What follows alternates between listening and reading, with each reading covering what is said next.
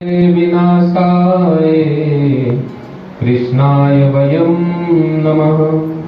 अखंडमंडलाकारं व्याप्तं येन चराचरं तत्पदं दर्शितं येन तस्मै श्री गुरुवे नमः। बोलिए सियावर रामचंद्र भगवान की। परमपिता परमेश्वर के पावन चरणों में हजार हजार वंदन निवेदन करते हुए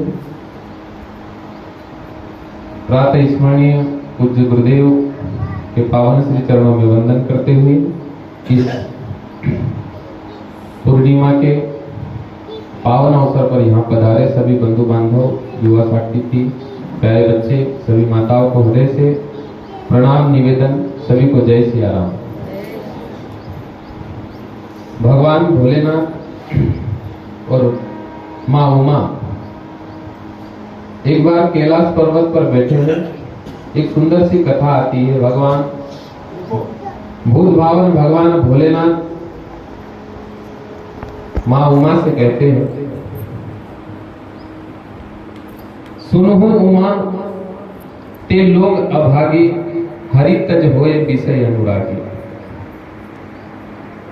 जो मनुष्य शरीर पाकर भी विषय वासनाओं में फंसा हुआ है, भगवान भोलेनाथ कहते हैं कि ऐसे व्यक्ति, ऐसा जीव बड़ा अभागी है।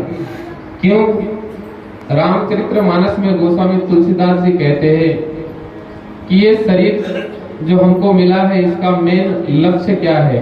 ये भगवान ने जब सृष्टि की रचना की और जब मनुष्य को रचा, तो मनुष्य को रचकर भगवान ने ऐसा नियम बनाया कि साधन धाम मोक्ष कर द्वारा जे पावई परलोक सवार। ये साधन करने के लिए हमको ये भगवान ने ये शरीर दिया है, और इस शरीर की सार्थकता यही है कि जीते जी हम भगवान को प्राप्त कर ले, उस ईश्वर को प्राप्त कर ले। लेकिन उस ईश्वर को प्राप्त करने के लिए भी जैसे पूरी पृथ्वी का संचालन जो होता है, वो एक आज की लौकिक भाषा में अगर हम कहें तो डिपार्टमेंट, जिसको हम लोग कहा करते हैं। जैसे डॉक्टरों का डिपार्टमेंट होता है, पुलिस का डिपार्टमेंट होता है, कोई भी अधिकारी वर्ग का डिपार्टमेंट होता है, वैसे ही देवी देवताओं का भी डिपार्टमेंट है। जल के देवता अलग है, वायु के देवता अलग है, आकाश के देवता अलग है, पृथ्वी के देवता अलग है, पालन करने वाले अलग है, संहार करने वाले अलग है, जन्म देने वाले अलग है। वैसे ही एक डिपार्टमेंट है। तो जब भी हम किसी प्रक्रिया से गुजरना पड़ता है हमको, तो हमको उस अधिकारी वर्ग, उस डिपार्टमेंट की जो पद्धति है, जो कार्यशैली है, उसके अनुसार ही हमको आगे बढ़ना पड़ता है। कहने का मतलब है किसी बिल्डिंग पर चढ़ना है और वहां चढ़ने के लिए अगर पायरियां बनी हुई हैं, तो हम अगर हमारे पास में सामर्थ्य है, क्षमता है, ताकत है और बुद्धि विवेक है, तो कहीं न कहीं हम कूद करके चढ़ सकते हैं एक तो पायतरी ऊपर। लेकिन नियम से अगर चढ़ा जाए तो दुर्बल से दुर्बल गिरा हुआ व्यक्ति भी, कमजोर से कमजोर व्यक्ति भी अगर एक एक पायरी पर पांव रखेगा तो निश्चित रूप से वह उस बिल्डिंग तक पहुंच सकता है। ये नियम है, ये सिद्धांत है। ऐसे ही किसी भी अधिकारी या राजनेता के हाथ के नीचे एक उसका मंत्री रहता है। ठीक उसी प्रकार इस अध्यात्म क्षेत्र में भगवत प्राप्ति के लिए भी भगवान ने एक सिद्धांत दिया है। और भोलेनाथ कहते हैं, गोस्वामी जी रामचरितमानस में इस बात को क्लियर करते हैं। कहते कि गुरु बिन भवनिधि तरई न कोई, जो बिरंची शंकर सम हुई। भगवान ने सिद्धांत दिया और ये अमोघ सिद्धांत है। ये ऐसा सिद्धांत है कि जिसको कोई मेट नहीं सकता, क्योंकि ये भगवान के ही द्वारा दिया गया सिद्धांत है। और आपसे एक बात और निवेदन करूं, हम लोग जितनी भी उपासना पद्धति अपनाते हैं, चाहे गुरु मंत्र कहीं कहीं से लेते हैं, अलग अलग मनुष्य अलग अलग जगह से जहां जुड़ता है वहां से गुरु दीक्षा ले लेता है, लेकिन फिर भी जैसे सिद्धांत के बिना गणित हल नहीं हो सकता। विदेशों में क्या होता है, विदेशों में कोई कोई ऐसे गणित हुआ करते हैं, मैं समझाने के लिए आपको बता रहा हूँ।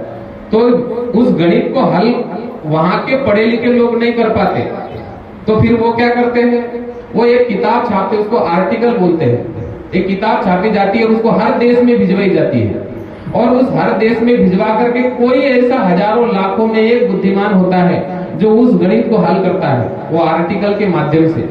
और आर्टिकल के माध्यम से हल करके जब वो वहां पहुंचाता है वो गणित को सफल करके, तो उसको विशेष पुरस्कार दिया जाता है। तो ठीक इसी प्रकार भगवत उपासना पद्धति में गुरु होना बहुत आवश्यक है। क्यों? क्योंकि आज गुरु दर्शन पूर्णिमा आप और हम सभी मनाने आए हैं, गुरु दर्शन करने आए हैं। तो कहा कि गुरु बिन भव निधि तरई न कोई, जो बिरंची शंकर सम होई। तो सिद्धांत का मतलब यह है कि हम जिसको गुरु बना रहे हैं, क्या वो वास्तव में भगवत प्रेमी है? क्या वो भगवान की उपासना करता है? क्या उसका आचार विचार सही है? क्या उसकी बोली भाषा सही है? क्या उसने अपने जीवन में परमात्मा प्राप्ति की ओर जब वो बढ़े हैं तो उन्होंने उनके जीवन में कोई त्याग है, कोई समर्पण है? तो ये चीजों का विशेष हमको ध्यान देना चाहिए। चाहे आप किसी को गुरु बनाओ, गुरु बनाने के लिए कोई ऐसा सिद्धांत है ही नहीं। नारद जी ने, भगवान ने उपदेश किया कि जाओ धरती पर जो पहला मनुष्य मिले उसको गुरु बना लेना। तो नारद जी जब गए तो वहां पर भगवान, क्योंकि नारद जी के गुरु तो स्वयं विष्णु जी है, भगवान है, तो विष्णु जी ही रूप बदलकर ये बताने के लिए आए। लेकिन फिर भी अगर हमारे पास बुद्धि है, विवेक है, तो गुरु का निरीक्षण बड़ा सोच समझ के करना चाहिए। यही हमारे शब्द है। क्योंकि किसी ने कहा है कि पानी पियो छान कर और गुरु करो जानकर।